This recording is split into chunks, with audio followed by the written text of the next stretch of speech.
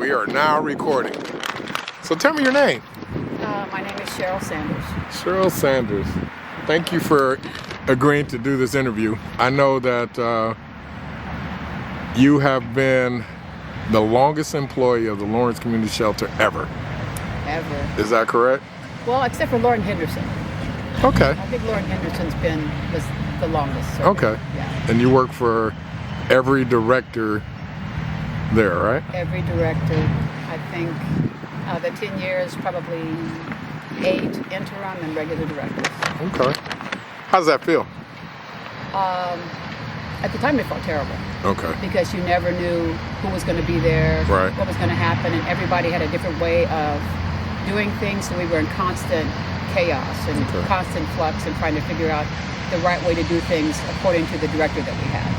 So you're the person, if somebody wanted to know, well, why is this happening, or why was this rule enacted, you would have that information, correct? Yes. Yes. Okay. Well, and your job is, tell me what your position is right now. I'm a housing stabilization case manager. Okay. The majority of my clients are housed, and it's my job to make sure that they stay housed. Okay. And a lot of them are housed with vouchers, which means for 2 years I have to provide case management for them. And at the end of those 2 years, if all goes well, they get a general housing voucher, which they can take anywhere they want. And then my job is done with them. What does a typical day as a housing stabilization case manager look like? Lots of emails and phone calls and where are you and did you and how come, and just a lot of follow-up, a lot of new things. I do a lot of the transitional housing paperwork, so there's a lot of that. What's the purpose of housing stabilization? To make sure someone stays in their housing. That's a great So answer. we don't have a lot of people homeless again. So why would it be hard for somebody if we're paying their rent and we got them in there, we make sure we're not late or we paid the deposit? Why is it hard for somebody to stay where they're housed? Well, because it's not just, and a lot of times when someone has been evicted, it's just not that they couldn't pay their rent. It's the other issues with their kids. Their kids could have lots of physical, mental health issues. They could have physical and mental health issues that have never been addressed. So you can be housed and still not have the skills you need to keep that place. Right. It takes a lot, more than just rent, to keep an apartment. Can you keep it clean? How do you get along with the landlord? How do you get along with the neighbors? All those things come into play. What inspired you to work in homeless services? There's a book that I read once. It's called Wishful Thinking, The Seeker's ABCs. And he talks about, in that book, it's a theologian who wrote it, and he talks about how we find our true vocation when our deep, deep gratefulness meets the world's greatest need. And I've been lucky in that I found my vocation in purpose-driven organizations like the shelter. So that's why I do it. I've done jobs before where I haven't felt like I made a difference. And I feel like I make a difference at the shelter every day. And that's what keeps you motivated? That's what keeps me motivated. Okay. Is that and my coworkers. Okay. And my coworkers. What are some of the biggest challenges your clients face when trying to secure stable housing? Lots of barriers put in their way.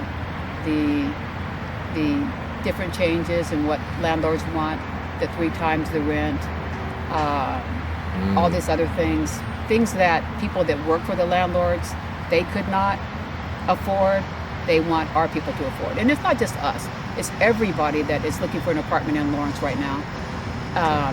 We don't have a lot of empty places, so landlords can ask for anything they want and basically get it. How long have you lived in Lawrence? 25 years. All right, so are you a townie? Would you consider yourself a townie? Yeah, I consider myself a townie. Yeah. What makes you love Lawrence? I love Lawrence because it is really diverse. I feel comfortable here. I feel like there's a spot for everybody. We live in East Lawrence, and I love it because we can walk to the library, we can walk to the grocery store. If you just want to get something to eat, you can walk downtown. You can come to the park, whatever. I love Lawrence because it's got a small town feel to it. That doesn't mean it doesn't have problems. Okay. We have some problems here. We really do. Is that the same reason people are attracted and come to Lawrence, you think? I think so. Okay. We are we are a blue dot in a red state. So Okay. a lot of people that come here have been other places where they did not feel wanted, where they did not feel welcome, where they did not feel that they should be, and they come to Lawrence and they're able to feel safe. Okay. Can you share a success story? I know you have many. Yeah. That highlights the impact of your work. I have a young mother who has 2 kids. One who has, I have a couple of them, but one who has, the youngest daughter had a heart condition. Mom was afraid to go and talk to the doctors because she hadn't graduated from high school. She didn't know what they were talking about. She was afraid. So we sat down. I went to all the Zooms from the KU Med. I talked to all the doctors with her, sitting right beside me, asked all the questions. We got that young lady, the little girl, her heart surgery this summer. Everything's going well. Mom's got a job now, which she couldn't have before because her daughter was always sick and she couldn't go to daycare. Mom has a job that she loves over at Free State High School. She has successfully completed her 2 years of transitional housing and now has a general housing voucher, which is huge because this woman has been homeless for years. They were homeless for years before they got that voucher. Wow. So vouchers really help, huh? Vouchers help. Jobs help. Get your Social Security, you save your money, that helps. Right. It all helps. It all helps. It all adds up. It all adds up. So, what do you wish more people understood about homelessness and the work being done at the shelter? I think, and I'm going back to that book, that, you realize what you're doing and you know the difference you're making, but then when you hear people, dog out homeless people and what we do, it's like a sucker punch. Because I know what we do. I know the difference we make. And I know that all these homeless folks are just like everybody else. They want the same things we want, a safe place to live, security for their kids, food on the table. They want exactly the same things we want. And by accidents of birth or mistakes they've made, they're not getting those things. Right. And that bugs me because everyone thinks, not everyone, a lot of folks think that the reason someone's homeless is because they want handouts or they want meals. They just don't want to work. And that's just not true. That's not my experience at all. At all. What would you think I wanted you to do some comparative thinking about the shelter. You've been there through every executive director, and I won't ask you any questions that put you on the spot about me. I know we've talked we've talked personally about that, and I know one of the things when I first started, you came to me and you told me that you plan to retire shortly after I started, and I asked you to just give me a chance to make some changes, and I'm so glad you stayed because you are a stabilizing force, and I know from working with you that the shelter could not have continued if you weren't there, or someone like you being there. So since you were there, there's been some continuity there. What was the biggest problem before, and how has it gotten better now? I think the problem before is that we had people come in as directors that really didn't know what they were getting into. Okay. They had no idea what they were getting into. They really had no experience in working with the homeless population or on the daily. They might have had a client that was homeless or things like that, but they just didn't know what they were getting into. Okay. The job is big, and people just weren't equipped to handle it. The job is stressful, and people weren't equipped to handle the stress that comes with it. Now we have people in place that are experienced and know what it's like to work with homeless folks. We have people that know what it's like to work with our staff and our staff needs as well, addressing staff needs as well as our guest needs. So I would say that's the biggest difference, is that before people just did not know what they were doing. Okay. They just were not aware of what it would take to run a shelter as opposed to running a group home. It's two totally different things. You might have run that group home, but you didn't run a shelter that had 125 people, 140 in the winter. Right. So that's the biggest difference, is that we now have people in place that know exactly what that's like and know exactly what to do. Although I'm the executive director and I work with you a lot, I think you work closer with your direct supervisor, who is the deputy director, Kim Brabitz. Right. Tell me one thing about Kim that makes you want to keep coming to work every day. Kim listens. She listens. She's open to discussion. If you don't agree with something, you can discuss it with her. You know, it might not change, but it's not like, oh no, this is how it's going to be. Right, you know, right. Kim listens. She's honest. You know where you stand. You know what she thinks. You know what she expects, and I appreciate that in her. Okay. You know, I don't like wishy-washy. I want to know. You know, do you think this? Do you think that? What do you think about this? What do you think about that? So, for the people that might see this or might hear this and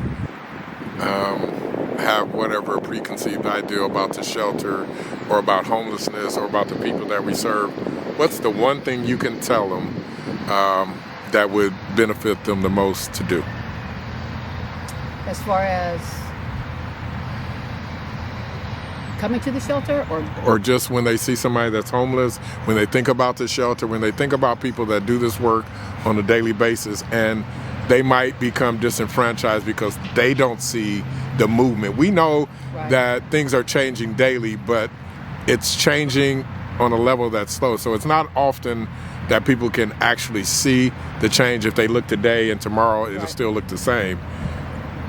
How do you help them see something different about the work that's being done or the people that we work with? I say, come to the shelter. Okay. You come to the shelter, talk to the staff. You know, grab a client if a guest if they're willing to talk with you and just talk about different things. I also say if you see somebody on the street and they're homeless, why not just say hi? I mean, Okay. every contact makes a difference, and we find that in the shelter. Even if you walk by somebody and say, "Hey, what's up?"